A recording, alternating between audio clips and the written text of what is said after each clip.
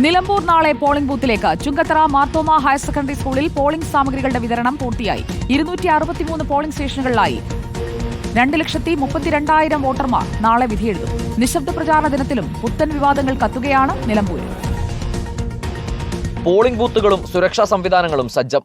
കൂട്ടലും കിഴിക്കലുമായി മുന്നണികളും ഒരുങ്ങിക്കഴിഞ്ഞു. 59 പുതിയ പോളിംഗ് സ്റ്റേഷനുകൾ ഉൾപ്പെടെ 263 പോളിംഗ് സ്റ്റേഷനുകൾ. വനത്തിനുള്ളിലെ 3 ബൂത്തുകൾ ഉൾപ്പെടെ 14 ക്രിട്ടിക്കൽ ബൂത്തുകൾ വൻ സുരക്ഷയിലാണ് പോളിംഗ് രേഖപ്പെടുത്തുക. ചുങ്കത്തറ മാർത്തോമ ഹയർ സെക്കൻഡറി സ്കൂളിൽ പോളിംഗ് സാമഗ്രികളുടെ വിതരണം പൂർത്തിയായി. പോളിംഗ് ബൂത്തുകളും സുരക്ഷാ സംവിധാനങ്ങളും പൂർണ്ണ സജ്ജമെന്ന് ജില്ലാ കളക്ടർ VR വിനോദ്.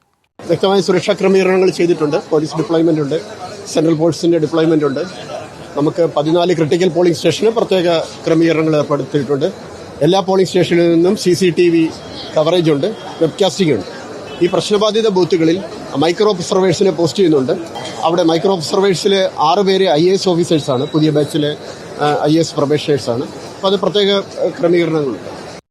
1,13,613 പുരുഷ വോട്ടർമാരും 1,18,760 വനിതാ വോട്ടർമാരും 8 ട്രാൻസ്ജെൻഡർ വ്യക്തികളുമാണ് പുതുക്കിയ വോട്ടർ പട്ടികയിലുള്ളത്.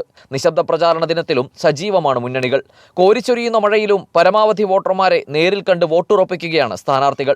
പാർട്ടി വോട്ടുകൾക്ക് പുറമെയുള്ള നിഷ്പക്ഷ വോട്ടുകൾ ആരുടെ പെട്ടിയിൽ വീഴും എന്നതാണ് നിലമ്പൂരിന്റെ വിധിയെഴുത്തിൽ നിർണായകം. റിപ്പോർട്ടർ, നിലമ്പൂർ.